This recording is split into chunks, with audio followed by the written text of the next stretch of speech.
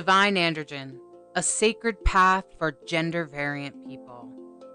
A book dedicated to every drag performer, transgender person, and other gender variant people that have passed to the other side, that have suffered the wrath of our binary world. Thank you for living your truth and treading us a path. We are sorry that in many cases that cost you your life.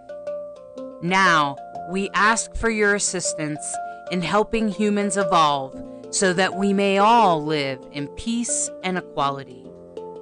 We honor your life by walking our own personal path of authenticity. Get this amazing book all about living as a non-binary person, a gender variant person in a binary world. How to navigate it, how to harvest your true self when you're surrounded by binary. It's a guidebook for people searching for their true selves. The book is intended for people that are gender variant and can be helpful for people searching for a more authentic self or clearing trauma. This book is about treading your own path. It includes my story in the beginning, all about how I figured out how I express gender and now how it comes out for me, how I discovered it, and how I dealt in the world as a response to that.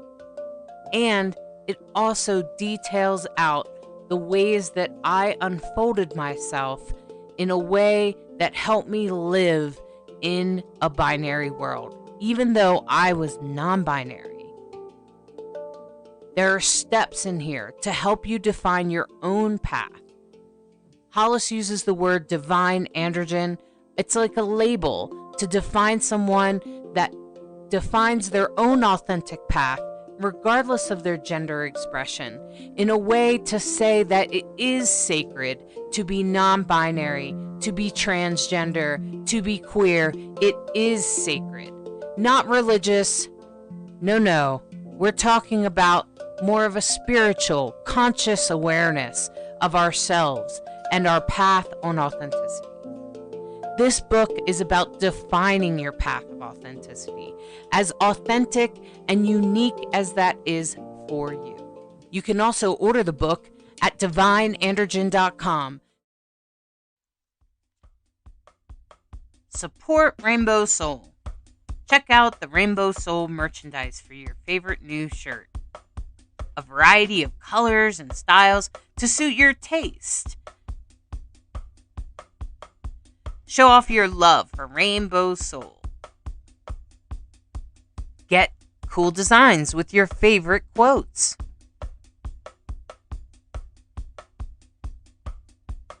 Designs come in a variety of colors so that you can express your most authentic self. Support Rainbow Soul in spreading the word that queer, gender variant, intersex, transgender is sacred. Rainbow Soul, putting the soul back into queer. Order your unique Rainbow Soul merchandise at rainbowsoul.show.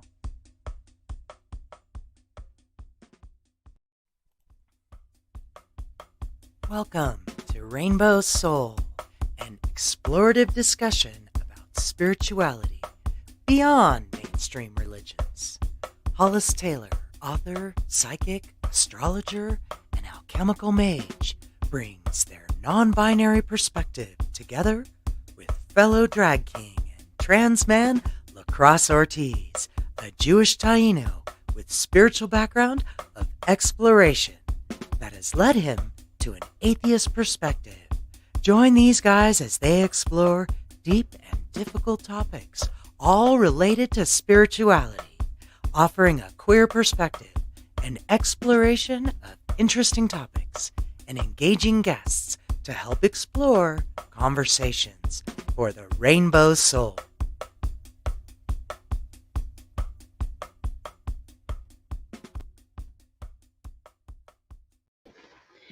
Hello, welcome everyone. Welcome to Rainbow Soul. I'm so glad you're tuning in. I'm so glad you're here. And we are super excited. Happy 2022, right? Happy New Year. I hope you had a great holiday. I hope you celebrated in whatever fashion works for you. And this week, lacrosse can't be here. So it's sad because this is one of his favorite topics, but that's okay. We have our beloved and our loved Bright Hawk. Hey, good to see y'all. Good to be here back at Rainbow Soul, favorite program. I'm so glad that you're here. And the hilarious part about this is I did not put this particular people together. Now, first of all, let me tell you who I am. I'm Hollis Taylor. I'm the author. I'm a author of Divine Androgen. I'm also a psychic, a medium, an astrologer, a tarot reader, and a general all around kind of freaky techno mage. And this is my partner, Bright Hawk.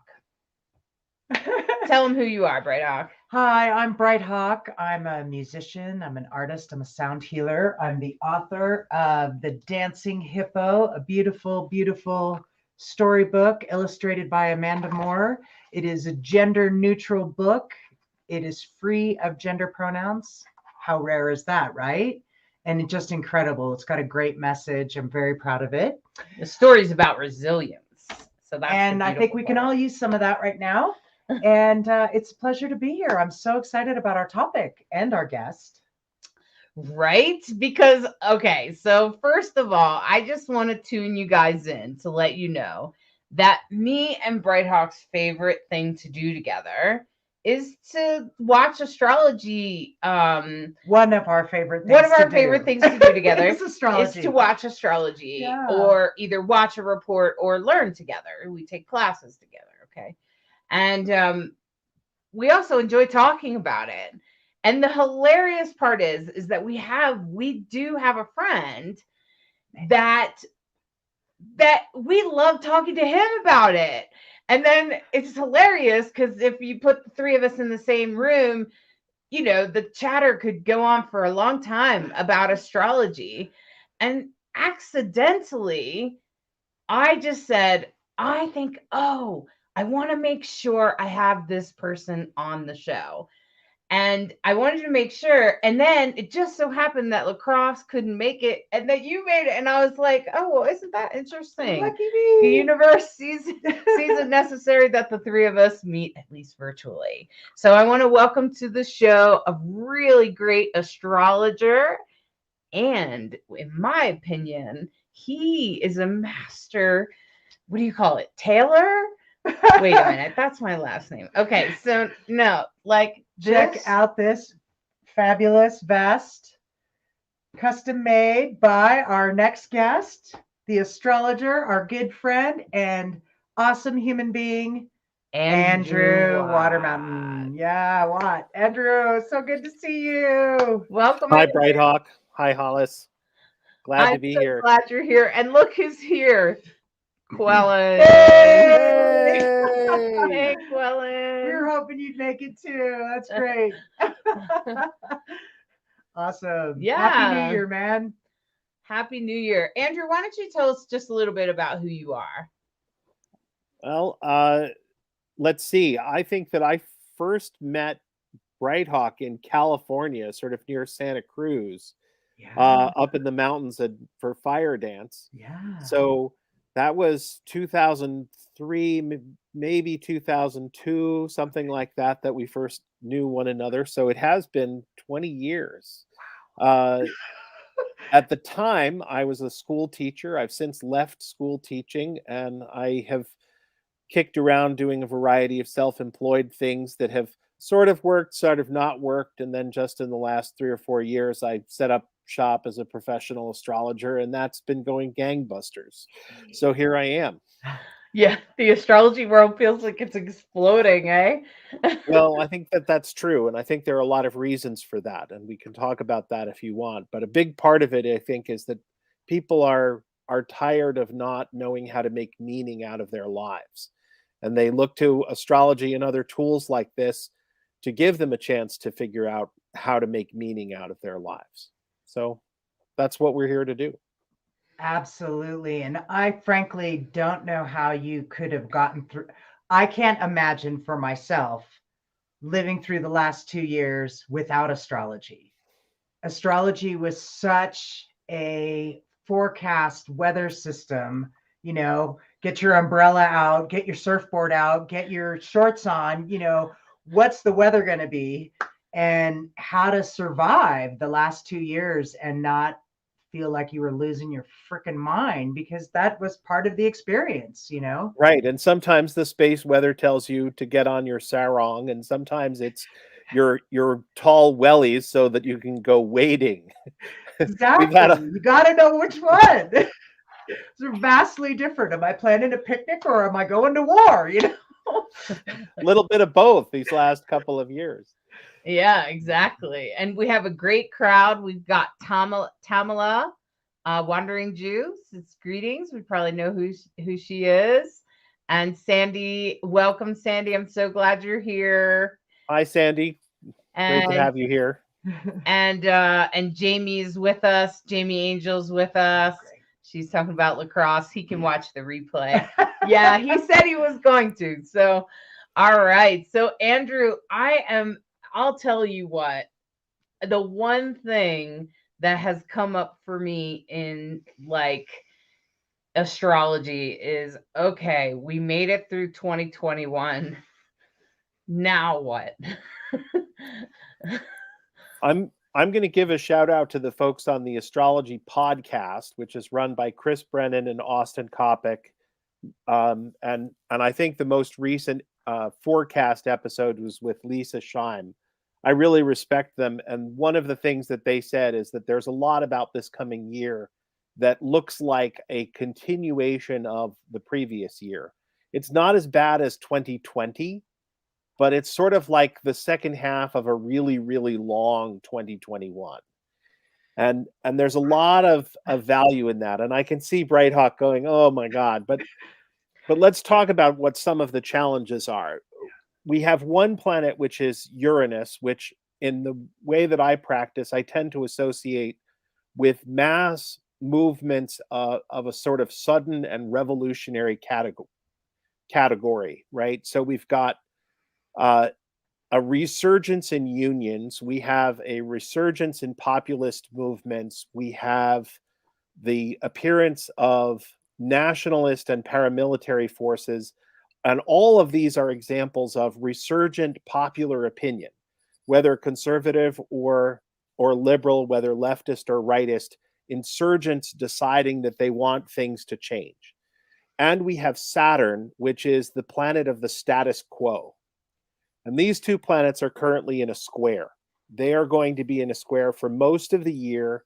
And sometimes that square is going to be exact, and sometimes it's going to be by orb. But one way or another, that contention between the established order and the insurgents that want change is going to be in play throughout the entire year. So that's a big part of the continuing story. And it won't resolve this year. It'll probably start resolving early next year.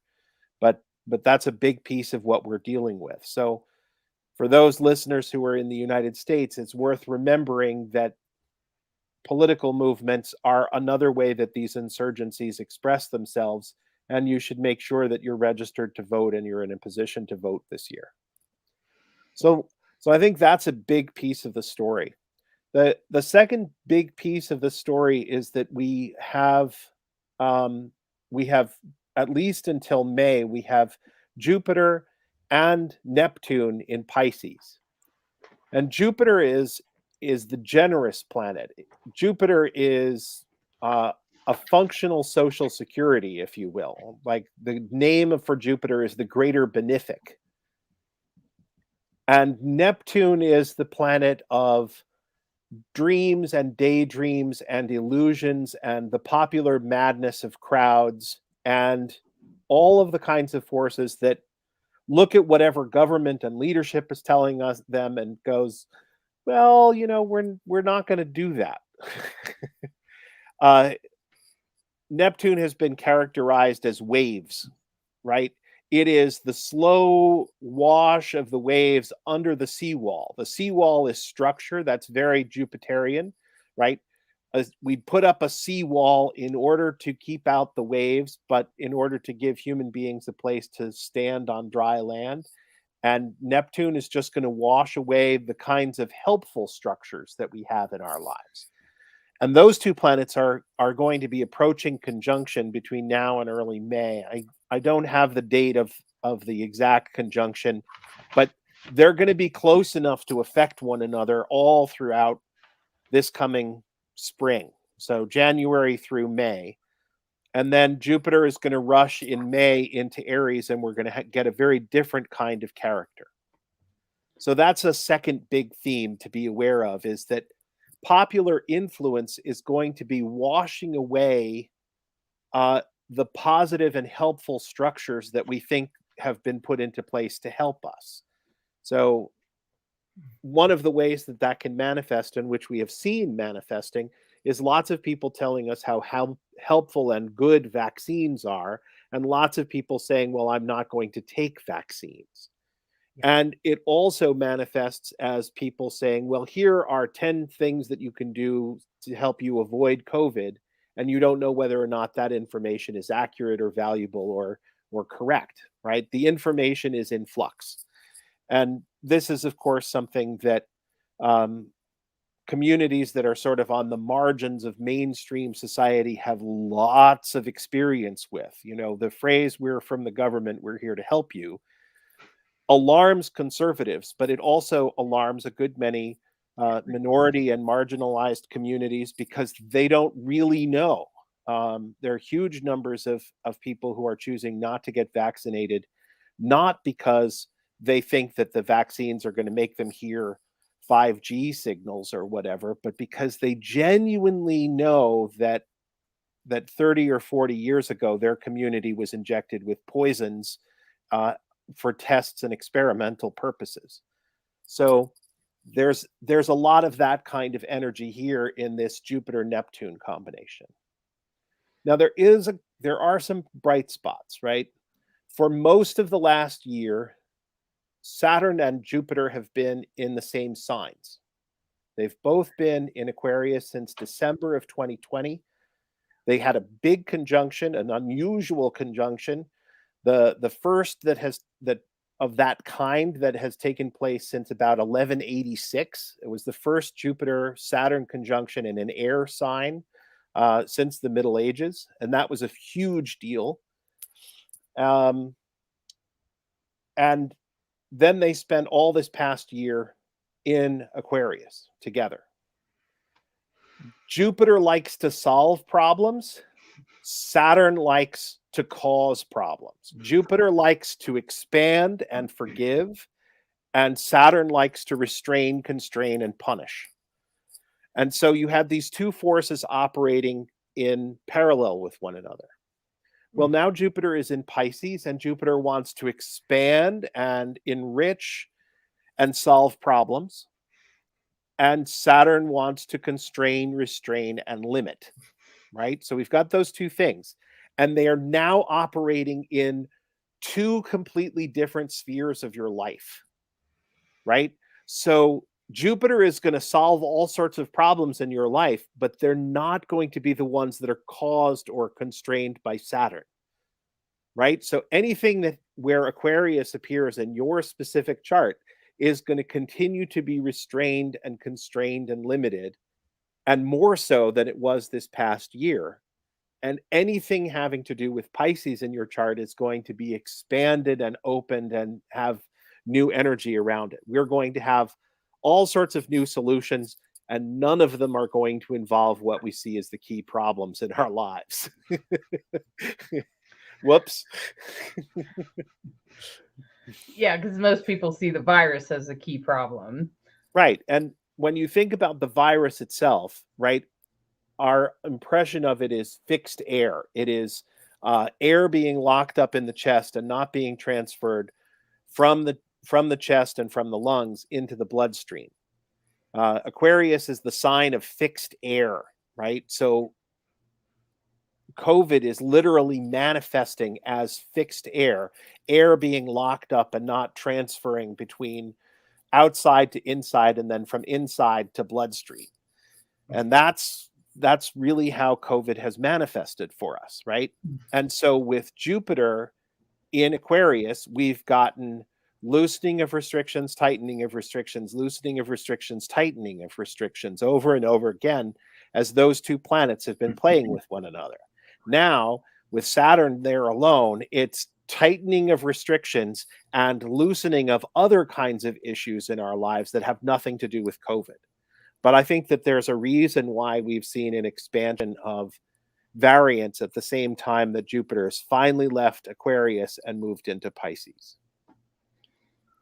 Yeah, I think I heard one astrologer describe Jupiter as bringing some entrepreneurial energy into it. Which is an interesting perspective, I thought. I think that that's a very interesting perspective, because Jupiter in Pisces sees the big picture, right? I tend to be a traditionalist in how different planets rule different signs. So in the traditional rulership scheme, Jupiter is considered to be the ruler or in domicile in Pisces. And so it's a very, very favorable placement for him. He gets to do pretty much whatever he wants, like he's a king at home. And it's a lovely, lovely, rich and big picture kind of feeling for him. And you know, this is a place where he gets to kick off his shoes and put his feet up on the desk and just order people around. Tea, Earl Grey, hot, put a shot of bourbon in it. Right? And that means that if he feels like signing off on whatever your entrepreneurial project is, he will. Everything is hunky-dory with Jupiter in Pisces. It's just you won't be able to move anything connected with Saturn in Aquarius. Saturn in Aquarius currently is squatting on the part of my chart dealing with extended family, and I'm having a devil of a time making arrangements to go and see my parents, dealing with my aunt and uncle, or seeing my cousins, or connecting with my dad's side of the family up in Maine. Every time that I try to set something up, it goes astray, and it's become more prevalent just since Jupiter passed over Saturn and finally left Saturn behind on the 29th, I think it was, of December, and entered Pisces. So you can find out if you take a look at your birth chart. If you go to astro.com, you can get your free birth chart. You'll need what time you were born, and where you were born, and of course your birthday. And if you look what house Aquarius is in, you can assume that Saturn is also there. And I'm just giving a real basic beginner instructions. And if you look at that, that's probably the area that Saturn in Aquarius is going to affect you most. And mine's on family too. And I haven't seen my grandkids since 2019. So yeah, which happens to be roughly when Saturn entered Aquarius. Gee, go figure, right? Right. So, and that's kind of how it goes. And so wherever Aquarius is in your life, and if there are other planets there, it will definitely influence it. So, and Sandy, I totally get it. It's a great reminder that Aquarius is fixed air, because the symbol of Aquarius is the water bearer. People often confuse it as a water sign. It's very common, but it follows Pisces. Precedes. Thank you. It precedes Pisces, which is the water sign that we're talking about as well. And Sandy just said that all this time she thought that Aquarius was a water sign. I for years made that mistake. For years. I've made that mistake too. Yeah. Yeah. So it's okay. You're not the only one. So yeah, figuring out that Aquarius is that air sign is your first step into a larger universe. That's right. That's right. I find that Aquarian energy is kind of rebellious, but rebellious in more of like a humanitarian way. Like they typically Aquarian Why are energy we doing tends it that to way? have this. Are we treating everybody fairly? Are we doing the right thing? And Aquarian also it does tend to be rebellious and out of the box, like do things, but for a greater calling, usually. Yeah. Austin Coppock, who was mentioned by somebody else in the chat, but it's Coppock, wrote a book called 36 Faces, which is about the 1/3 sections of each zodiac sign. So there's 360 degrees in a circle. 10 degrees is called a decan or a face, and Austin has written the sort of standard work about them at this point. And he calls the 3 decans of Aquarius the mark of exile, as in, Cain of Cain and Abel's mark on his forehead that says you can no longer be part of the community. And then the middle one is called heaven and earth in his system. And then the third one is called the knot. So you can think of it as if you've got a planet in 0 through 9 degrees of Aquarius, and however many minutes of 9 degrees. But 0 through 9 is the mark of exile. You have a tendency to stand on the outside of a community and look in and criticize. Yeah, I see Brighthawk is crossing her arms there and sort of frowning from the edges of the circle. You're not welcome at the community fire, but you can see that the people around the community fire have all kinds of hypocrisy, and you are able to deliver creative criticism to the center. If you've got 10 through 19 degrees, that's heaven and earth. You tend to be a utopian. You have an idealistic vision of how the community should actually run, and you're constantly trying to get people to buy into your particular vision. And then if you actually get to be in charge, you have the difficulties of trying to actually implement your vision, which is not always easy because people are complicated, right? And then the third decan, which is from 20 degrees to 29 degrees and 59 minutes, that's the knot. And it's about untangling and rebalancing and smoothing out relationships and being the manager of the entanglements and helping people untangle or disengage from their traumas. And I think that that's a really helpful way of framing the 3 different parts of Aquarius, right?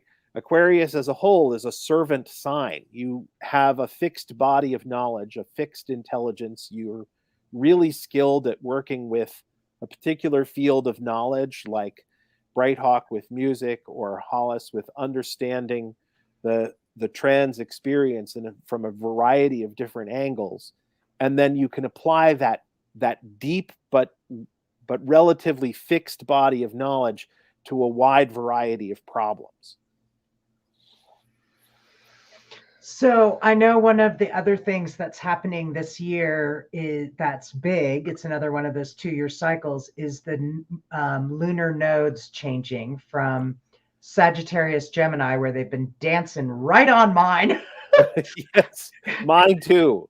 Man, the last 2.5 years, right? Just, whew. Yeah. So now they're headed towards mine, okay? So now it's headed towards Scorpio Taurus. Taurus being way more grounded. I've heard some people say, that's going to be some really welcome energy this year. Yeah, I think that's another big thing, and that's going to happen in mid-January. The nodes are invisible. They're not even really physically there. They're mathematical artifacts, if you will, of the motion of the sun, the moon, and earth relative to one another. And they're the places where the eclipses occur, for those of you who don't know this amongst our listeners. Every 18 months, they shift signs. And that means that every 18 years, they come back to where they were at the time that you were born. Right. So that means that 9 years through the cycle can we swear on this show? I should check Yes. in with you first. Mhm. Okay. That means that the north node, which ancient sources call the head of the dragon, is where the hunger is. It's where you find that you have these things that you want, and you're looking to achieve these particular aims. But that means that the south node, which is the tail of the dragon, that's where the shit comes out. That is where the mess occurs, and it comes out because you are failing to pay proper attention to the things that you're trying to leave behind, right? It's the Marie Kondo thing, right? She wants you to take each and everything that you own and pick it up and say, you bring me joy and you can stay in my life, and you don't bring me so much joy and I'm never going to wear you, and it's time to let you pass on to a new owner. And that's the right way to handle south node energy, and the right way to handle north node energy is to say, yeah, I need more of this in my life, but not too much, not to go too far. Now, as Brighthawk said, the nodes are changing from Gemini Gemini for the north node and Sagittarius for the south node to Taurus for the north node and Scorpio for the south node. Now, we happen to be Sagittarius rising, so this has meant a real pushback on our personal egos for those of us who are Sag risings, and feeling like we never get our way on anything. But it also means that our partners seem to get whatever it is that they want, because that's where the hunger is. And the desire on the part of Sagittarius risings have been to make sure that our partners are happy. Guess who got married in the last 18 months, right? That would be me. So there's tremendous value in treating the north and south nodes as if they were real objects, even though they're not, because they do have real effects in our lives. But once they transit into Taurus and Scorpio, it means that the things that you have learned over the last 18 months, you can sort of put behind you, because now you have a new set of challenges. For those of us who are Sagittarius risings, that amounts to, we are going to be having a lot more pressure and more desire to have a really high quality daily life experience.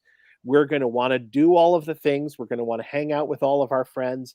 We're going to want to take all of the astrology appointments. And for me, it's going to be, I want to get back to my sewing. And our days are just going to be packed. In the words of the old Calvin and Hobbes cartoon, we are just going to want to fill our daily lives with as much stuff as we can. That's Taurus. The Scorpio side is in our 12th house if we have Sagittarius rising. And so the way that the shit comes out is that we don't spend enough time on self-care. We don't take sufficient time to retreat and contemplate lessons learned. We don't actually think about what dreams we're trying to achieve. And we let our health suffer as a result. So those are the 4 ways that a Sagittarius rising experiences this particular transit.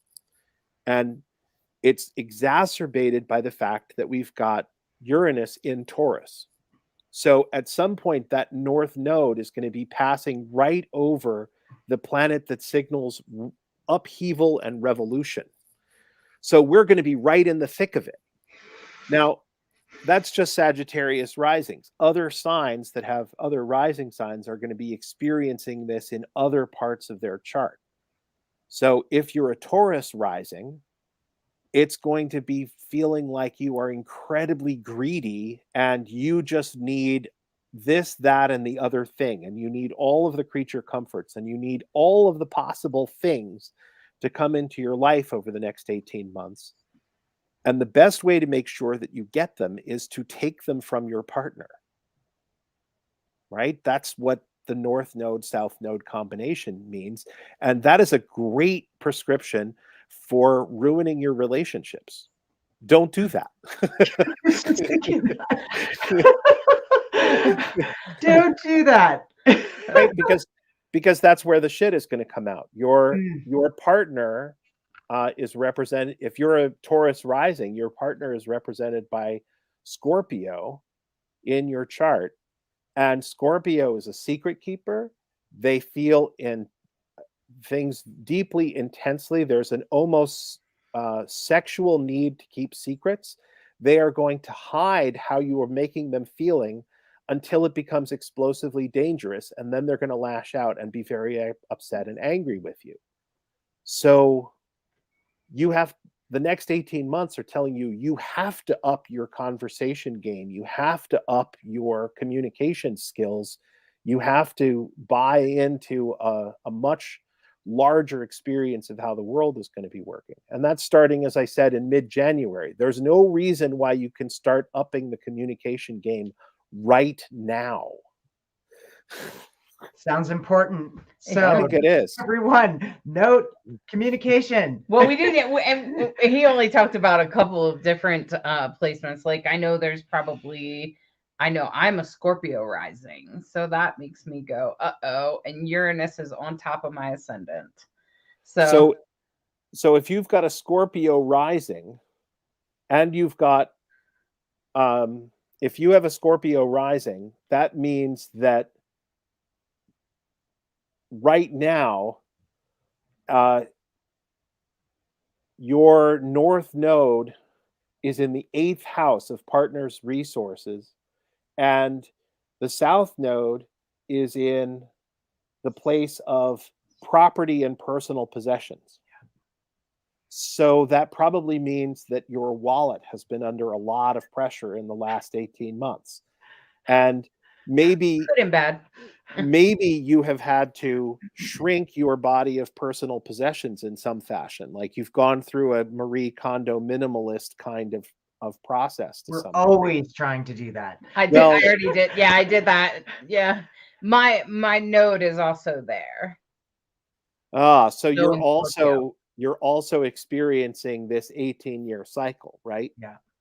Yeah. But if you've got Uranus on the north, on your ascendant, that also means that you are halfway through the complete Uranus cycle of 84 years. You are experiencing the Uranus opposition, which usually happens depending on retrogrades between 41 and 45. And with some clients, I can look at a chart and I can say, oh, look, you're having your Uranus opposition. That is a red sports car and an 18-year-old girlfriend.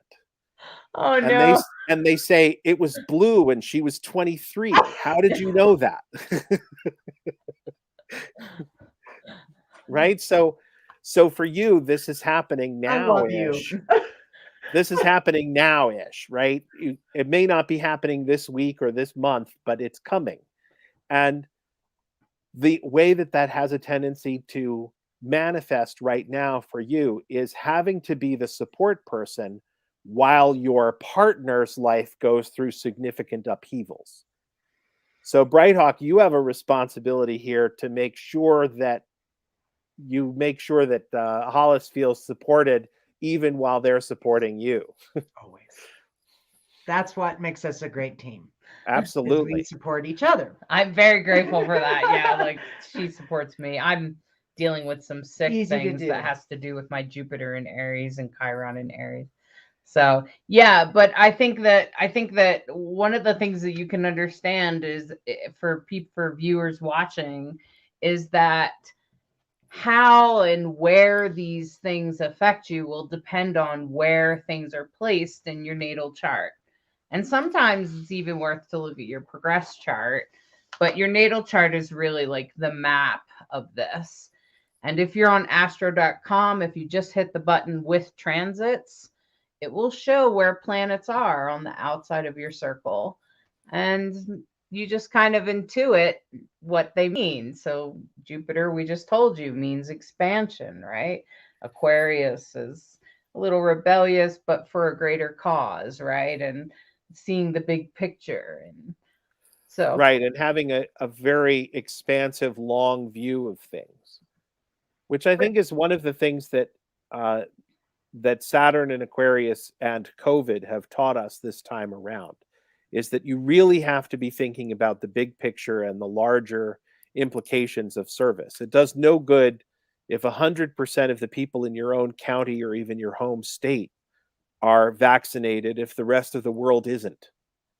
And that's been one of the big lessons that we've seen from around the world, is that, you know, the rich countries cannot simply hoard all of the health resources and keep everybody else out of the game.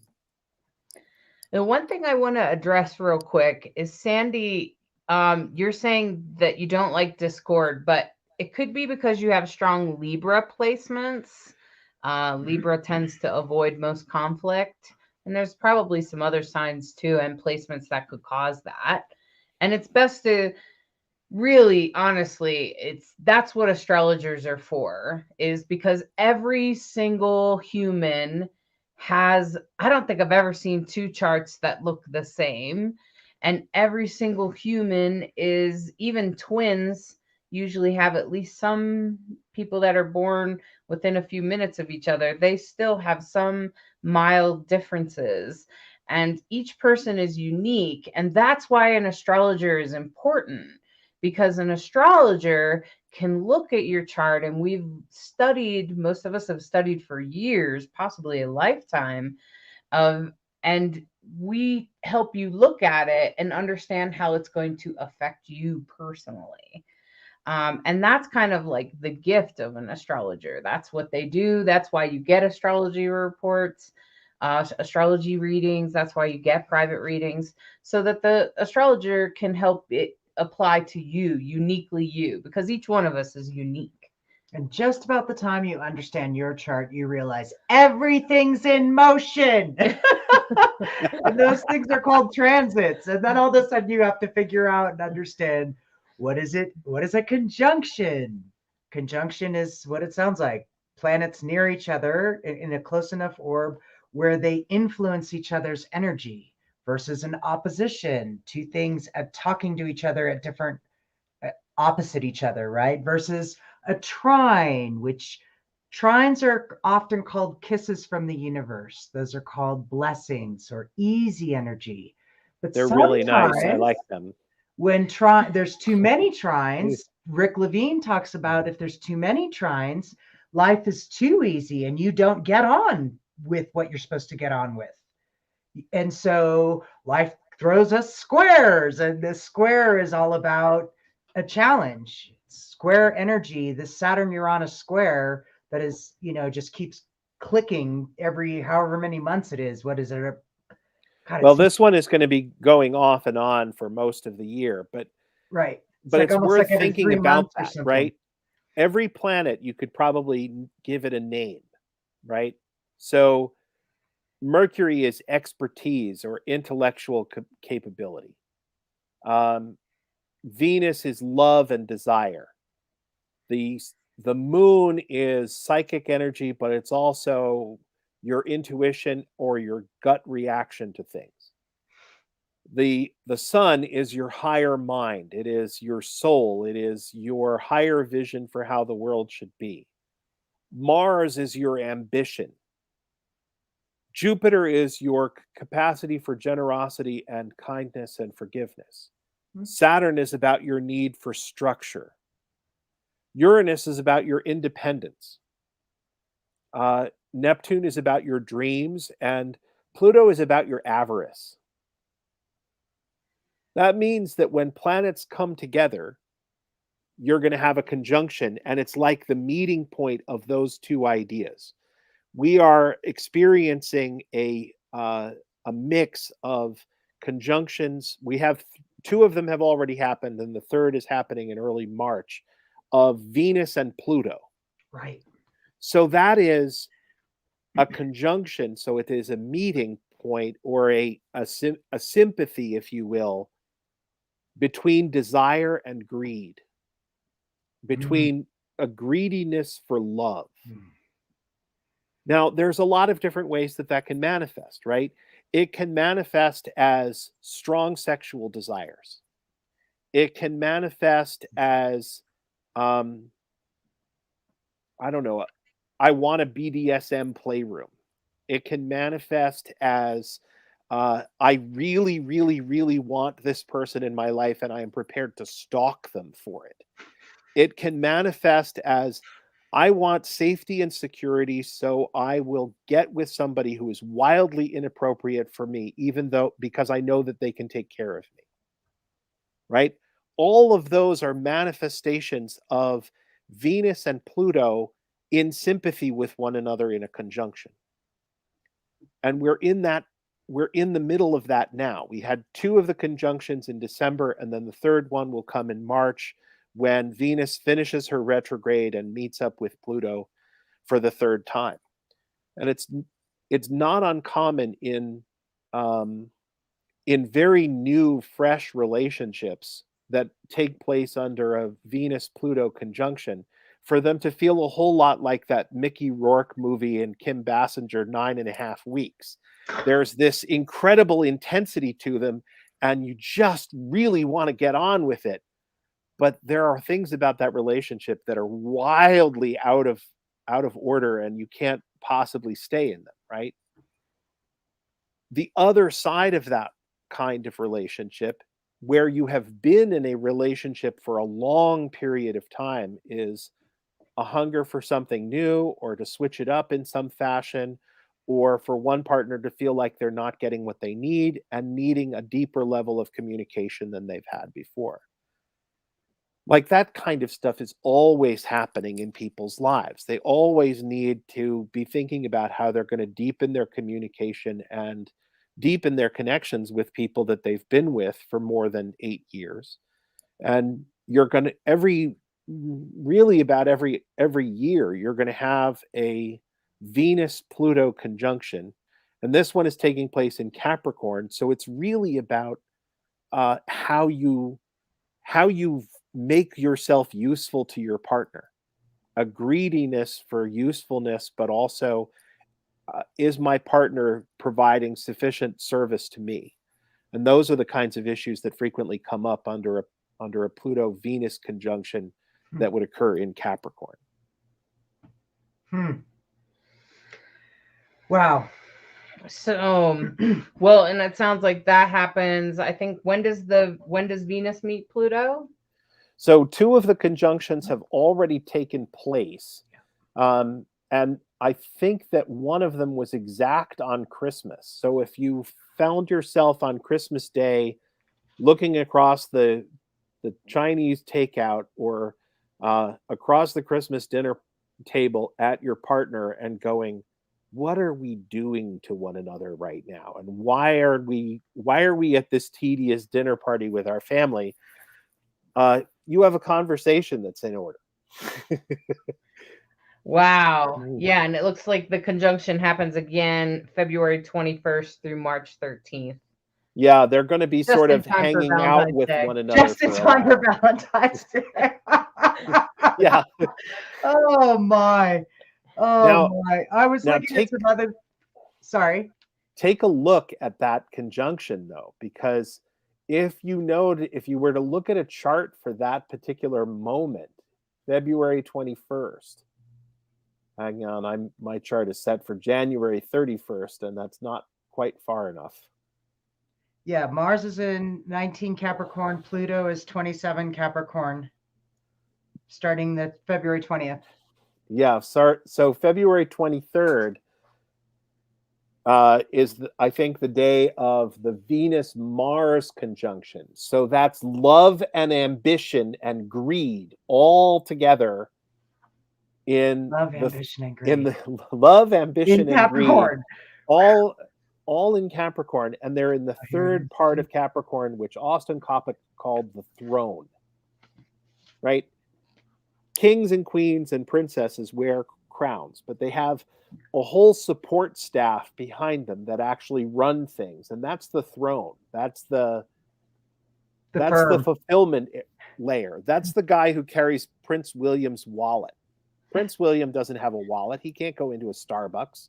But if he wants coffee, he's got somebody who's going to, go down the street and get him a cup of coffee and bring him back a cup of coffee. And the throne is all of those flunkies and arbiters who do things. So chances are that by February, the question that's going to arise in a lot of relationships is, how do the tasks and jobs of our lives get fulfilled by being in partnership? That's the argument, if you will. That's the place where the rubber meets the road. And there are a lot of different ways that can look. But what was the name of the author? Kathleen Norris wrote a book in the late 90s or maybe early 2000s about life in intentional communities like monasteries. And she said, more intentional communities break up over who takes out the garbage than over high-minded ideals and principles, right? That's what this Venus, Mars, Pluto conjunction is really about, is who takes out the garbage? Who's responsible for doing the grunt work that keeps a relationship going? Wow. Who's doing the dishes? Who's doing the dishes? Who's cleaning out the cat box? Right. Practical, Yeah. practical. But that happens every year, right? Like Venus and Mars do a dance almost every year, from what I Most every year they do a little bit of a dance.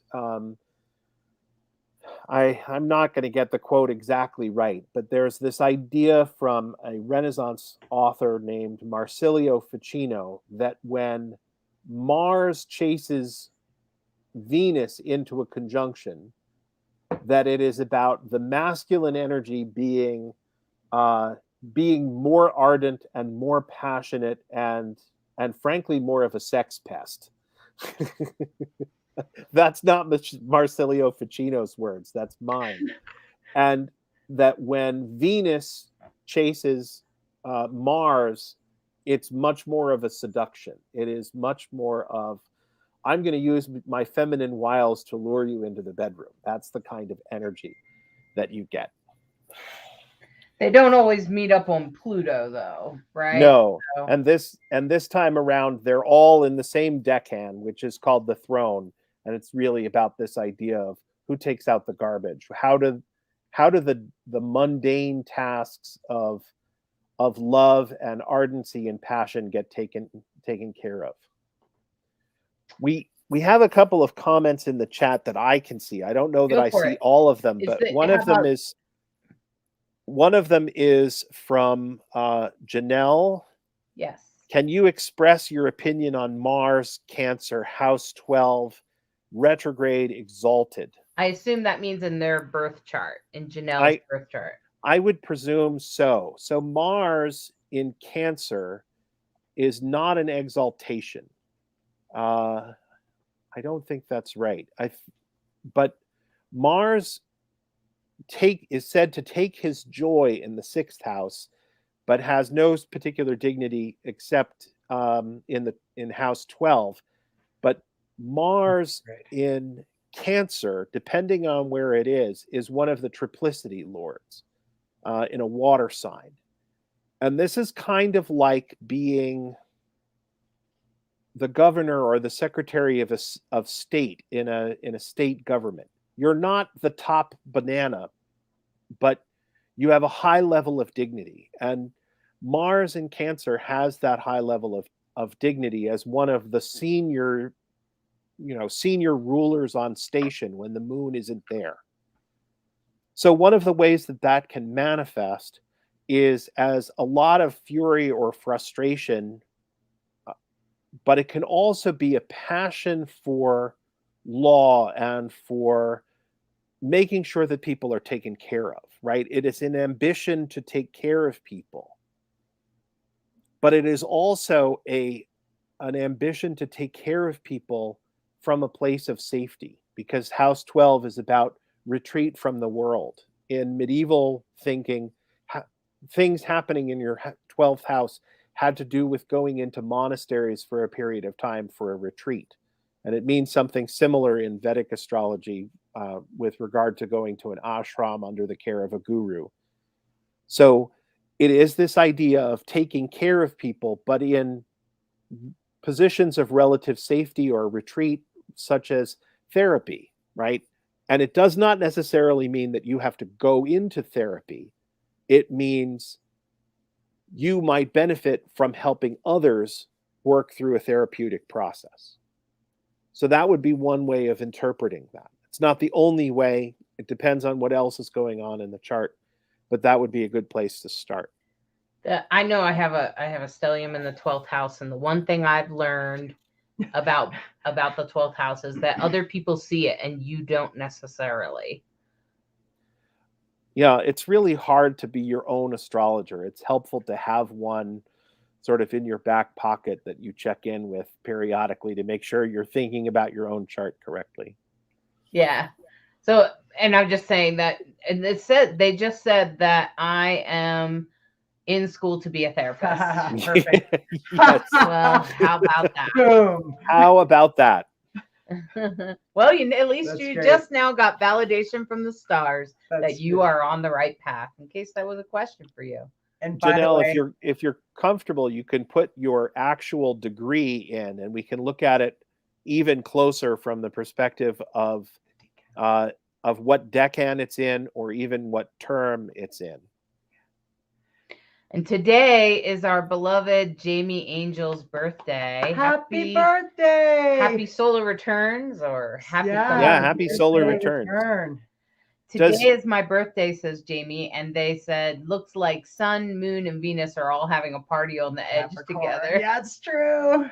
So there's a party going on in fantastic thing Capricorn. that we can talk about, which is your solar return chart.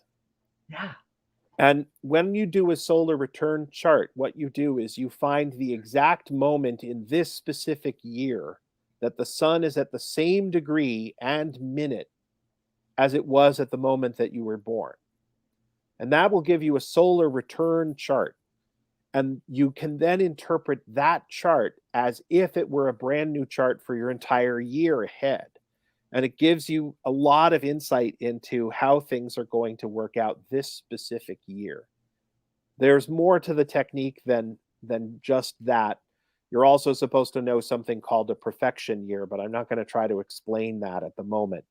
But the essence of it is that the natal chart represents what the planets promised to you at the moment of your birth. You can really think of the planets as being like spirits or gods, the way that ancient peoples did. And when you do that, they're saying, based on their specific placements, here's what I'm going to give you as a birthday present over the course of your entire year.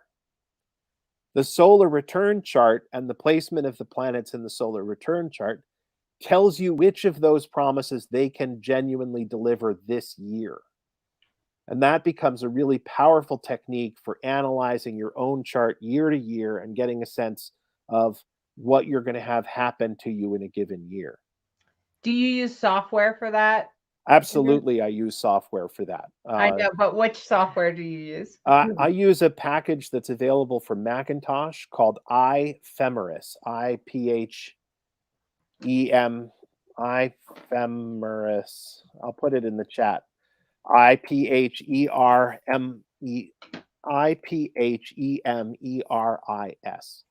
Okay, fantastic, great.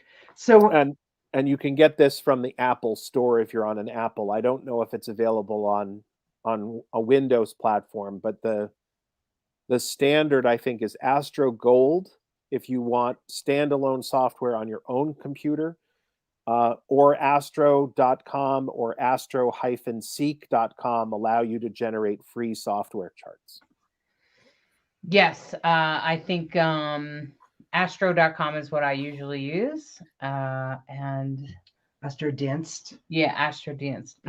AstroDinst is another great one. Yeah, and it has a choice for that. So I'm going to check that out because I had a recent solar return, so I'm curious. That's right. Cool. It's a great technique. And the other piece of the technique is called an annual perfection. So you set up the chart for your year, and then starting with the first house, you count 1, 2, 3, 4, 5, 6, 7, 8, 9, 10, 11, 12. So the first house should be 12, your 12th year of life, your 24th year of life, your 36th, your 48th. And counting around will bring you around to various years. So I'm currently in a 51st. I happen to be 51. So I'm in a 48 is first house, 49 is second house, 50 is third house, 51 is a fourth house year. It is a year that in my chart is ruled by Pisces. It is a year about house, home, and family. And it's the year in which I got married and I bought a house. Wow. Wow. Well, congratulations on those life achievements. Thanks, Vince Teach Out, if you happen to be on Facebook, offered ifirmus.com. So apparently ephemeris.com. Okay, so you can find the link there. I also put it in the chat. And Janelle here has put up a lot of placements in their chart, but which one is Mars here? Mars is in Cancer at 29. So the third decan of Cancer, where you have Mars, is called the overflowing cup. And if you have the Rider-Waite-Smith deck, it's associated with the Four of Cups, right? So the Four of Cups is the young man sitting under the tree, and there are 3 gold cups on the ground in front of him, and a hand is offering a 4th cup from out of a cloud in magic. And the young man is sitting there with his arms crossed going like, you've given me 4 cups already. Why do I have to have a 4th one? You've given me 3. Why do I have to have a 4th? So it's this idea of the overflowing cups, but it's the overflowing of emotion, right? So what is a therapist expected to deal with is a whole bunch of people who are overflowing with emotion and just getting one more cup after another. It's a powerful and important piece of work in the world, and I am really glad that I don't have to do it. I do it in a different way, I suppose. I'm doing it with the astrology work, but I'm not cut out to be a therapist. Astrology is therapeutic, but it's not therapy. And I think it's important to distinguish that. If you need a therapist, you should see one. But anybody can use an astrologer. Mm-hmm. Mm-hmm. For sure. We talked earlier about stelliums, and stelliums, for anybody who doesn't know, is when you have more than 3 planets in one sign. And in the beginning of March, we have a water stellium between the Sun, Mercury, Jupiter, and Neptune, all in Pisces from March 16th to March 22nd. Tell us about that and what that portends. That's a lot of water. It's a lot of water. And there's probably a point in there. I'm going to back up a little bit to March 2nd. Okay. Because on March 2nd, the moon will be in Pisces as well. So what happens when you have 3 or more planets in a single sign? It's that idea of meeting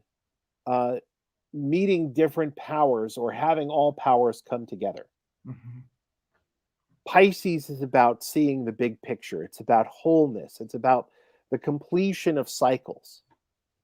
And that day on March 2nd, the moon is going to be passing over Sun, which is the higher mind. So the gut and the higher mind are going to be thinking in sync. And then generosity comes into it. And then putting dreams into action. So the gut reaction is going to go through this incredible, forceful push through all of these big ideas. Oh, I feel a sense in my gut that my higher mind has to put some work in around generosity. My higher mind has to put some work in around creating or putting dreams into reality. So that's March 2nd that happens. And then the moon passes on. I'm flipping ahead too fast. March 3rd, the moon is 80% of the way through Pisces. March 4th, it's gone. And then a few days later, what did you have it as? March 16th or something? March 16th. Mm-hmm. Yeah. our friend Mercury shows up a few days before that, and now it's going to be Mercury, Jupiter, Neptune, and the Sun, all in this place of wholeness and completion of cycles. And Mercury is a really fast-moving planet, so it's going to pass over all of those. So at the very beginning of March, your gut feeling is, oh gosh, I have got to do something about generosity. I've got to do something about putting dreams into action. And you have to collect those dreams at the very, very beginning of March, because later in March, the intellectual capacity to realize those things catches up. So spend the first week of March capturing the ideas, capturing the gut feelings about what needs to be done, and then use the Mercury passage over those same planets to put those dreams into action. And the lovely, lovely thing about that is that one of the things that is frequently in that particular sign over the course of those days is the lot of fortune. The lot of fortune is, again, one of these invisible points that's calculated based on the position of the sun and the moon added to the ascendant. And that position is saying, not only can you put intellectual work to make your dreams come true, but there's money involved in doing so. You will make money, you will be financially successful by intellectualizing the gut reactions that you have. So that's kind of how you play with stelliums, not just in an astrological sense, but in a magical sense, right? You want to be able to translate the gut reactions of the moon's movement into the intellectual action that is specified by Mercury's movement. That's awesome. That's That's great hopeful. news. That's very hopeful. Yeah. That's great news. Making your dreams come true. Make sure you pay attention. Yeah. Write that stuff down at the journal it. Whatever you do is your process at the beginning of March, and putting it into action as the month goes on. I've put a reminder on my digital camera for certain transits, and it pops up and it says, by the way, Mars is moving into Pisces, or something like that. And then I'm like, because sometimes you can get caught up in the moment. You can get caught up and you're like, wait, and you don't think of astrology in the moment. All you can think about is whatever you're sitting and staring at. And so to have those little reminders. So I find are helpful. So I have Bright Hawk jotted it down. So I'm hoping to put that one in my. Let's talk about a little less favorable stellium, right? Because not every stellium is useful. Not every stellium is good. Right. Because stelliums don't just mean things for our personal transits. We have to remember that astrology was originally developed by priests standing in Egyptian temples and by priests standing on top of Babylonian ziggurats who were trying to figure out how to keep themselves alive when the king didn't know what to do and needed some good advice. Right. The oldest pieces of data that we have about astrology are tablets of clay fired by priests where they noted down the positions of the 7 wandering planets that they could see: the moon, Mercury, Venus, the sun, Mars, Jupiter, and Saturn. Those were the first 7 columns of these very primitive databases. And then they listed the price of sheep, the price of grain, the price of oil, the price of wine in columns. And these tablets are fairly big. If I were to hold one up, it would be the width of my bent arm. And they're keeping track of this information for days and weeks and months. And sometimes it says weather bad, couldn't see. But they're essentially creating the first body of economic data. And they're trying to understand market conditions based on the positions of planets. And astrology grew out of that. So when the king comes to them and says, will it be a good harvest or a bad harvest? They look up and they go, oh, well, the last time that Mars was here, it it was a bad harvest and we had to go to war with our neighbors. Oh, king, you might want to buy some extra grain this year to feed the army. Like that's sort of the primitive stuff that we know about astrology. So starting on March 27th, we have a growing connection between Mars, Venus, and Saturn in the last part of Aquarius. That part of Aquarius that we mentioned is called the knot, the untangling, the disengagement. And that is where we have Mars and Saturn and Venus.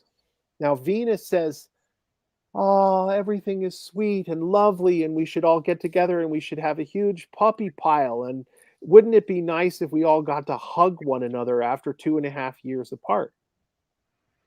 And Saturn and Mars meeting together in a fixed sign like Aquarius has been a marker of plague for 2,500 years in the astrological historical record.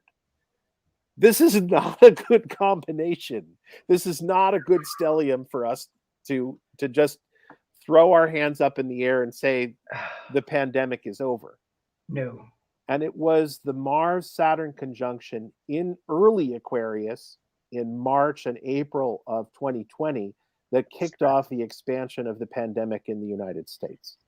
So I was just about to say, is there any end to it? That's always the big question. When will it end? If it won't end now, when will it end? So the next time that Saturn and Mars meet, they will not be in Aquarius. And so I think that within 2 years, we can say that this particular cycle of plague is going to be over. We might get a different kind of health crisis, but it's not going to be COVID. It's not going to be this kind of pneumonia in the lungs, and it will look very different. But when? the part of in 2 more years. 2 more years. Okay, that's about what that's what I've been hearing. I think that's what Ann Ortley also says. Yeah. Yeah, 2 more years. The other thing that's related to that is Neptune is in the 3rd decan of Pisces. Now, Neptune has a 135-year cycle.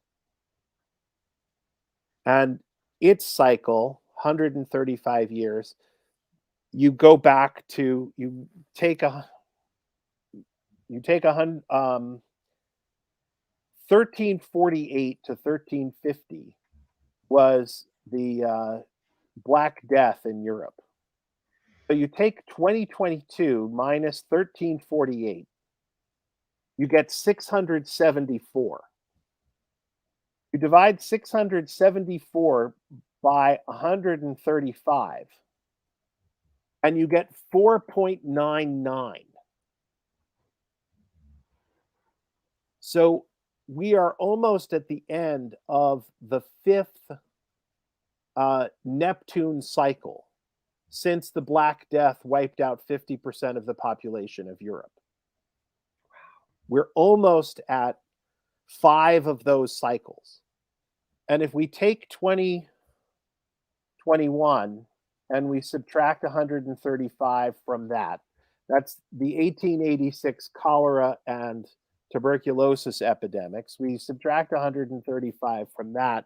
It's 1751 to 1753, which is the yellow fever and smallpox epidemics. You go back another 135 years from that, it's 1616, which was the smallpox epidemic that affected North America just before colonization. You go back 135 years before that, it's 1481. There was a Black Death explosion in Europe and in what is now the Middle East. You go back 135 years from that, and it's 1346, and the outbreak of the Black Death. Neptune in Pisces does not cause the outbreak of disease. Neptune in Pisces represents misinformation about medical data. It's when your theory of disease doesn't match how the disease operates. Wow. Right? So it's not the case that plagues don't arise at other times. It is the case that when Neptune is in Pisces, and particularly in Pisces 3, where it is now, that misinformation or misunderstanding of the medical data makes the plague substantially worse than it would have been otherwise. Fascinating. Oh my goodness. Yeah, and this is the part of astrology that I always say. So for those of you that were like, who would have known this virus would have done this to us? And I'm like, well, astrologers and biologists, they've kind of been warning about it. And it's in the stars, and even the separation amongst vaccine and not vaccine, and all the misinformation that's going around. I feel like all of it, no doubt the universe is unfolding as it should. And that's like what you have to conclude, even though it's hard and you can't make sense of it. And you're kind of like, what do I do with this shit? Like, that's kind of how it feels sometimes. And I think the best thing you can do is say, I hope the universe has a big plan for this.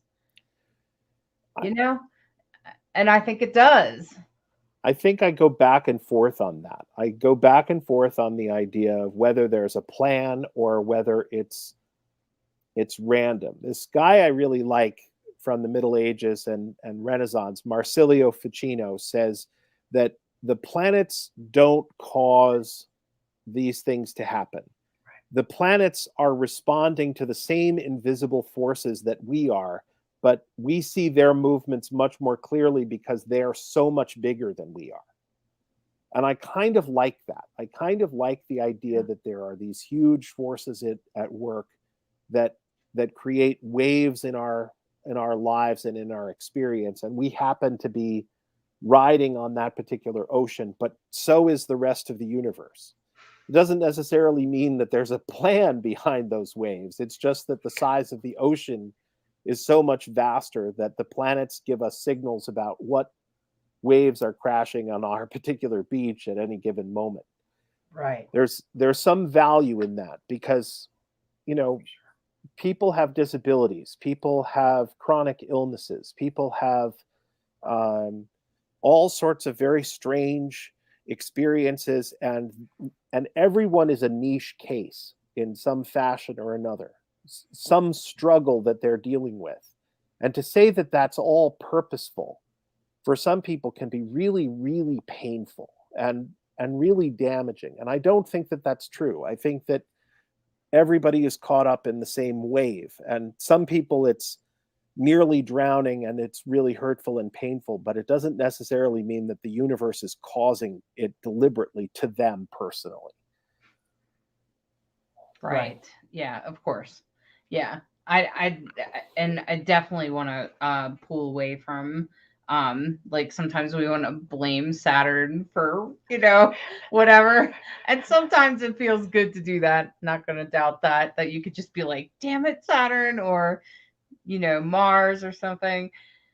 But for me, I think for me, and that has a lot to do with my stellium, is believing that there is a bigger plan to all of this. And that's just who I am. But of course, there are millions of different belief systems. And I'm aware that everyone has a different view of the universe. I tend to come down on the side of something called the dream of Ajax, which comes from sort of Hellenistic era Greece. So 3rd century BC to 1st century AD. And the idea in the dream of Ajax is that Ajax is in a battle in the Trojan War. He falls down unconscious during an attack on the Trojans. He's carried to his tent and he's insensate in his tent for 3 days. And they decide that they're going to see whether he wakes up or whether he dies. And after 3 days, they're going to put him on the funeral pyre and burn him, whether he's dead or alive. He wakes up in time.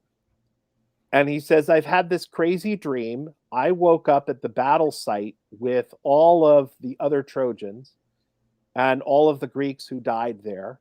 And some people showed up and said, hey, wasn't that great? And they gave us the chance to do an instant replay of the battle that led to our death. and we watched and we got to cheer for one another.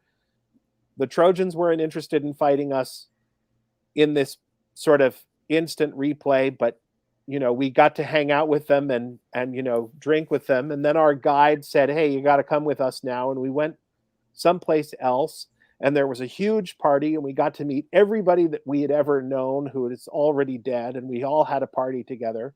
And then after the party, we got led to this place, and it was this huge field, and it was covered with lives. And you could pick up each individual life and sort of look at it like it was a snow globe and see it from a lot of different angles. And you couldn't make out all that many details. But based on the fact that you could sort of see most of what was going on, even if you couldn't get a really clear idea, you had to decide which of these lives you wanted to live next. And then you carried your life off to another place, and they said, is this the one you want? And they said, yeah. And we walked down some steps, and they said, okay, drink from that fountain and then go through that tunnel, and that's the life that you'll live next. And Ajax said, I got up to the front of the line, and they said, wait a minute, you're not supposed to be here. Put down that life. We'll have it for you when you're ready to pick up next time. And all you have to do is go back through that tunnel and make sure you drink from the fountain first so that you forget that you were here. And Ajax says, I pretended to drink, but I didn't. And I came through the tunnel and I woke up in my tent. And I like that, right? I like that a lot, because that says, okay, you have a general sense, a broad outline of your next reincarnation in the period between lives. You're not going to know all of the details. You're not going to know whether this is a life where you have a chronic illness. You are not going to know whether this is a life in which you're going to be homeless or have significant financial difficulties or horrible tragedies. But there's some piece of that life that you went, I want to do that. I want to have that scene. And at some point I read an interview, I think it was Tom Cruise. And he said, sometimes you read a script as an actor and you go, I'm going to put $1 million or $3 million of my own money into making this movie happen just because I want to do this scene in this movie. I don't care about the rest of it. I want this scene to be in the movie. And I think that that's kind of what it's like. I think that we get to pick lives based on one or two really important scenes that we feel like we want to live. And then we get here and go, shit, this isn't what I signed up for at all. Right. I totally resonate with the, we have all signed up for this. We are all here because we're supposed to be. And I really resonate with your Ajax story. I think that's really cool. It's very resonant with the Tibetan Book of the Dead. Yeah, it is resonant with that. And I think it's interesting that a lot of cultures that have reincarnation in their psychological makeup or in their cultural design kind of have very similar frameworks for understanding it. It's almost like they've got some sort of outside experience that lets them know that this is what's going on. It's fascinating. We were talking earlier about the nodes, and one of the astrology podcast sessions about the nodes mentioned that in Vedic astrology, since about 1930, there's the idea that the North Node is connected with future identities, future incarnations, and the South Node is connected with past incarnations. So I have the South Node in the house of career and profession. And that says, at some level, you're going to struggle and fight to be in an office space or in a school space because you've done that kind of life so much in the past. And what you have to do in this life, because of where your North Node is be at home and be in a family situation. And if you have any work, you're going to be working from home, and it's going to be a series of odd jobs, which after 20 years of struggling in middle school classrooms and trying to be a teacher, I'm now really kind of enjoying my life and the chance to be at home a lot more. And it's nice. I like it. And you have so many skills and talents. So many things that I love doing. So from woodworking to sewing to astrology to, I'm sure, farming. I know, no, all sorts. No, I don't do any farming. I live on a hill that faces the north. So Oops. we don't get a lot of sunlight here. We grow a lot of trees. Enjoy your trees. Hey, I We like will. trees as neighbors. They're some of the best neighbors you could have. We're grateful for our forest. So what are the other important points that we need to remember as we wrap up the, we have a little bit of time left. Is there other important things that we need to know for 2022? I think the last one is that we have a Mars retrograde from September through late October. I think it ends around October 18th or so. Okay. No, it actually goes, it doesn't actually end until we're almost in next year.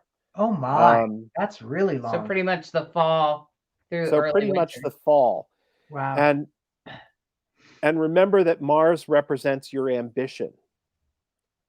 And it represents your drive. So if you go into the autumn feeling like you have lethargy and you're slow, and it's not just you, it's the whole world is going to be feeling like this to some degree. It's not quite struggling through mud, but it is, feeling like your drive and your verve and your energy have been taken away from you.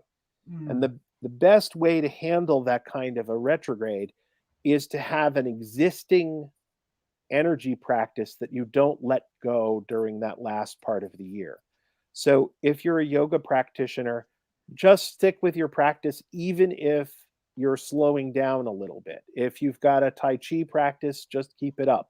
If you've got a meditation practice and that retrograde rolls around and you're like, I just want to drop this, don't do that. Shorten your practice maybe, but don't drop it entirely. Just remember that it's temporary. That's one of the really critical lessons of astrology is this too shall pass. Both good and bad, both end eventually, and we get new patterns and new cycles starting. Right. So remember that it's not forever, and keep to the grind, but allow yourself to relax a little bit from trying to push so hard during the fall and an early part of the winter. Good advice. Fantastic. Very good advice. And I'm just going to say that, Andrew, you have some articles on your blog, right? And yeah, I have. Write, is it weekly or monthly? It's about every 10 days. Every time that the sun enters a new decan, a new 10th or 1/36th of the sky, I write a new column. The next column, or the last column, came out on the 30th at andrewbwatt.com, and the next one comes out probably on the 9th. So that's a pretty good estimate, is that it usually comes out a couple of days before the 1st, a couple of days before the 10th, and a couple of days before the 20th of each month. Fantastic. And you do private natal chart readings too, right? I do private natal chart readings, and the blog is a 10-day forecast, including horoscopes. So you're welcome to read that. So if you're looking to just read on, keep up and know what's going on in the sky, when you start paying attention to what's in the sky, you can change your life. For real. Yeah, it can really change the way you see things. But remember, it's just space weather. It tells you whether to carry an umbrella or wear your booties. And primarily, it's about making sure that you have a little bit of forewarning so you can go about your ordinary days. Don't be scared of the sky. Treat it as just another form of weather. Exactly. And I think for maybe some people could relate to this, is that, like, if I know that things are going to slow down in the fall, right, when they do, I won't try to make up a story about it. I won't try to be like, why am I feeling like this? Am I going through depression again? What's happening to me, right? Like, I don't have to make up a story. I could just be like, I think the astrology might be influencing my energy right now. What did that astrologer say? Oh, he said to just keep doing my practice even if I want to quit. And then that's what I do. And I just do what the astrologers recommend and what I seen, 6 months prior or whatever. And I find that helps me. That helps me get through the moment instead of making up a story about whatever, trying to figure out what's going on when you don't know, so. Right. Well, and I also wanted to touch on, I thought it was fascinating before we started the program, we talked about the closeness of the orbs of Sun, Mercury, Venus.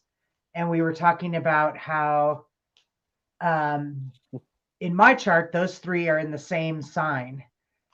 But how you've frequently noticed that trans folks, those three signs will each be in their own sign. Yes. I have a class, if you will, of LGBTQ clients where the sun, Venus, and Mercury all have to be fairly close together because they're all inside the orbit of Earth. Right. So Venus can never be more than 2 signs away from the sun. Mercury can never be more than 1 sign away from the sun. And it's frequently the case that my LGBTQ clients will have one of each of those, each in their own sign, rather than all clustered together. Or they'll have one in a separate sign and 2 in the same sign. But I even have a specialty class of clients. There's 4 or 5 of them where the sun is in Virgo. So it's 1 sign away from a sign that it rules and can't really control that. And then Mercury is 1 sign away from that in Libra, which is a sign ruled by Venus, but not Mercury. And then Venus will be in Scorpio, which is a Mars sign. So they're not only in the wrong place, or it's not that, how do I say this? They're not just all not in the same sign. They're each 1 sign out of place from a sign that they rule and in the sign of a planet that they don't have nearly as good of a relationship with. It's weird. But it's also, it's another way of explaining somebody's life to them. And some people need that. Well, I thought it was interesting that so maybe you can see if this is true for your group, Andrew, that a lot of non-binary people have Uranus on their ascendant. Oh, interesting. Yeah, that's what Nadia Shaw told me that. I think I can think of 6 of my clients that meet that specific criterion. Yes. I have Uranus. She did a pretty big study, and I thought Nadia, fascinating. And so keep your eye out on that. But she did say it was not 100%, and that there are some people that have other placements, and it was hard for her to narrow down exactly why someone is LGBTQ, to align it in their chart. Meaning, I think that there are a lot of different signifiers. I mean, one of the ones that I encountered recently is if you have Venus in an angle of the chart in a Mercury-ruled sign. So if you have Venus in Gemini or Virgo, and it is also in the 1st, 7th, 4th, or 10th house, who is it? It's Dorotheus of Sidon. So that's 2nd century, maybe 3rd century BC, I think, is saying that is a specific indicator for a man who loves other men. Oh. So I think that there are a lot of indicators and a lot of different kinds of indicators of bisexuality, of transsexual identity, of lesbianism, of queerness in general. I think that it appears in a lot of different ways. How cool. I think it appears in a lot of different ways, and it expresses in a lot of different ways. Yeah, I would agree. I totally agree with you. Every queer person that I've ever encountered, if I've looked at their chart, it's always been, it makes sense when I look at it Absolutely. It makes sense even for like their expression, like whether it's gender fluid or gender queer or non-binary or just, you know, they're a drag queen, for instance, or a drag king. You know, that can have a lot of Leo placements and sort of public image type placements. So so it's fun. I would agree with that. But I think it's also important to say that hardly anyone has a completely unique configuration that says this person is queer. Like there are categories and classes and groups, even within astrology, that we can point to and say, oh, look, you're just like these other 6 people. You are not alone. There are other people like you that have this. And there is a way that this expresses itself both in the sky and in your life, and it's okay. Yes, exactly. I like to say we're all perfectly imperfect perfection reflections of the universe. Nobody was born at exactly the same time and place as you were. No, exactly. All right. Well, this has been a beautiful show and a wonderful conversation to be with you, Andrew. I totally appreciate you and all of your knowledge of history. And wow, you always blow me away. Your brain is so hugely massive, in my opinion. Well, thank you very much. I loved being here, and I hope we get to do this again sometime soon. Oh, yeah. I hope so. It was great to hear from you and such great insights. I find astrology fascinating. No surprise, I'm a Sag, right? We love philosophies, maps, ways of looking at the world. And I'm just so deeply grateful for astrology and how it's informed my life in so many good, beautiful ways. Like the first reading I ever had, you know, many years ago, it was that experience of realizing, oh, that's me, that freckle, that stop trying to rub that out.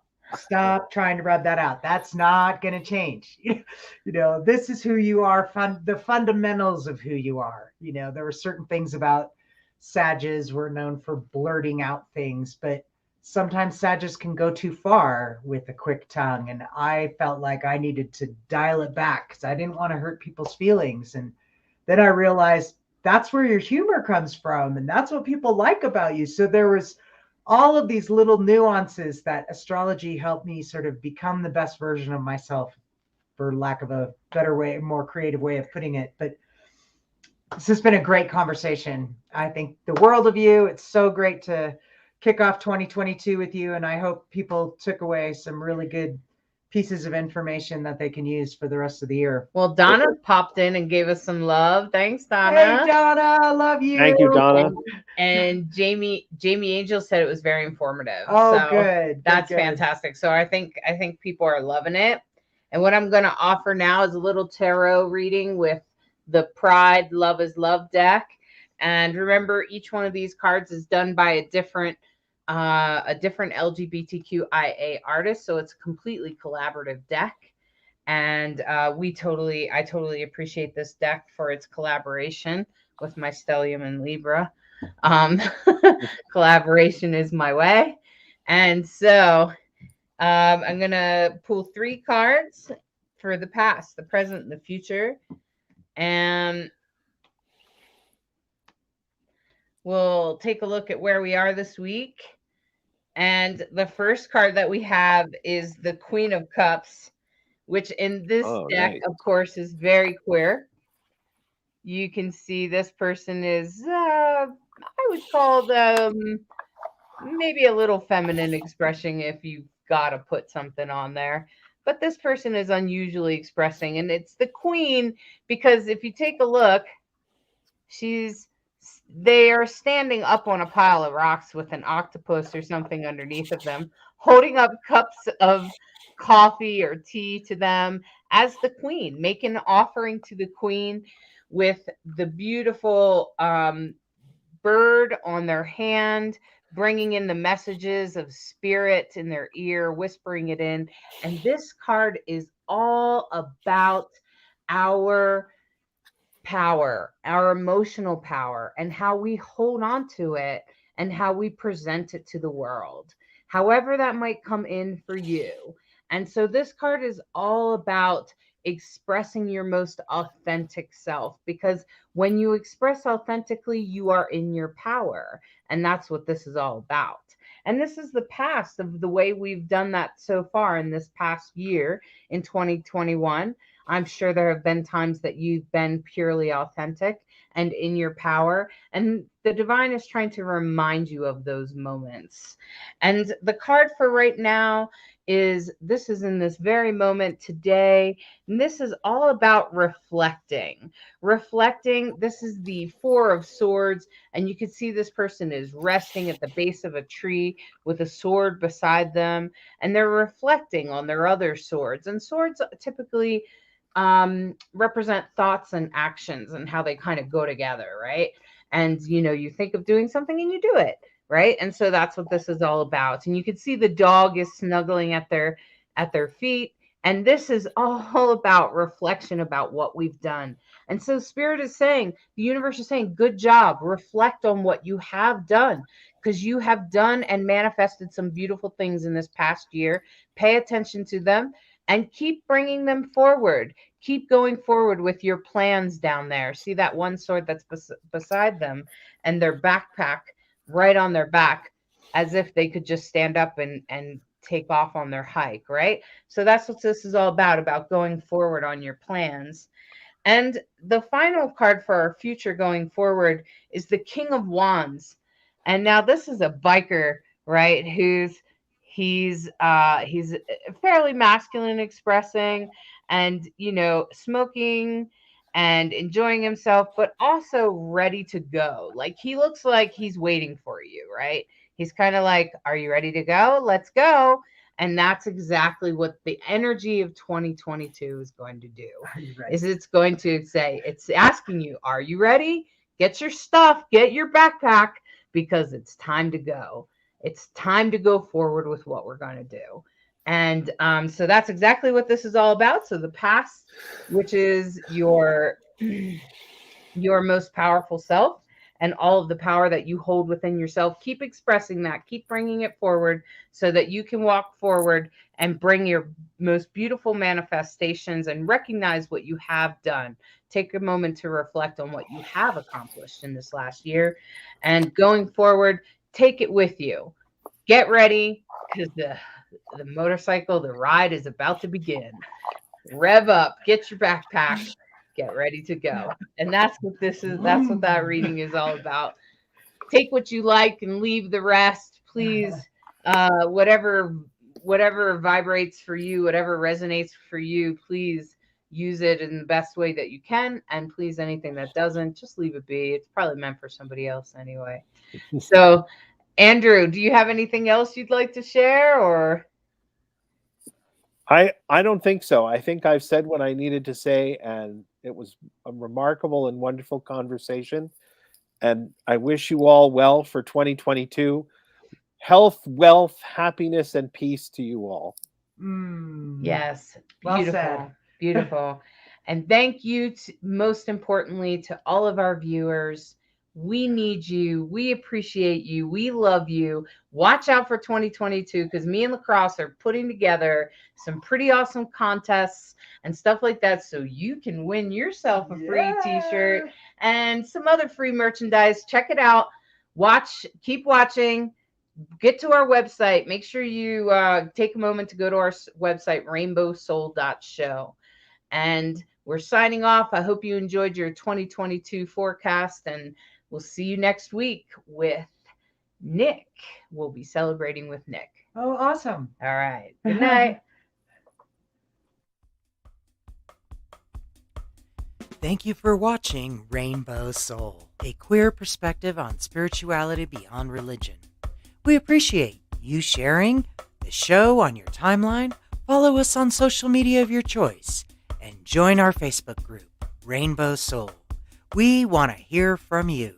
Share your topic ideas for Hollis and Lacrosse. Explore upcoming shows and interesting guests. The Rainbow Soul Facebook group, where we build community of questioning seekers. Rainbow Soul, where spirituality is our medicine.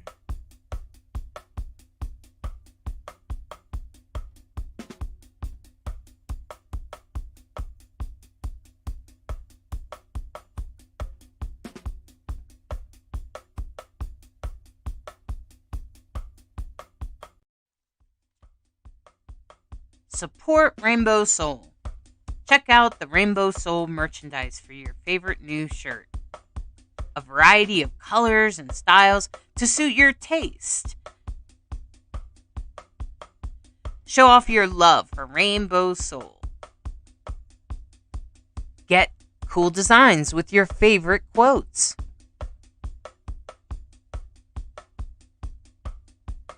Designs come in a variety of colors so that you can express your most authentic self.